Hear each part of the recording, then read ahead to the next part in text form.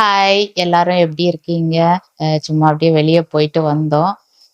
இன்னைக்கு வந்து பார்த்தீங்கன்னா, ஈரானுக்கும் வந்து அமெரிக்கா இப்போ வார் போயிட்டுருக்கு இல்லையா? இதனால மத்த நாடுகளும் பாதிப்படைஞ்சுட்டு தான் இருக்கு. துபாய்லலாம் ரொம்ப மிசைல் போட்டுட்ருக்காங்க, அட்டாக் பண்ணிட்டுருக்காங்க. இப்போ நாங்க இருக்கிற ஒமான்ல பார்த்தீங்கன்னா, இன்னைக்கு வந்து 2 இடத்துல அட்டாக் பண்ணாங்க. எதுன்னா, துக்கம் போர்ட்லயும், கசாப்லயும் வந்து அட்டாக் பண்ணியிருக்கிறாங்க. அ கசாப்ல பார்த்தீங்கன்னா 5 பேருக்கு இன்ஜூர்ட் ஆயிருக்கு. ஸோ உயிருக்கு எந்த பிரச்சனையும் இல்ல. அவங்களுக்கு வந்து ட்ரீட்மெண்ட் போயிட்டுருக்குன்னு ஒமான் நியூஸ்ல வந்து சொன்னாங்க. இந்த வார் வந்து ரொம்ப பெருசா கொண்டு போகாம, எல்லாரோட நலனையும் கருதி ஸ்டாப் பண்ணணும். சமாதானமா போணும்னு எல்லாரும் பிரேயர் பண்ணிக்கலாம்.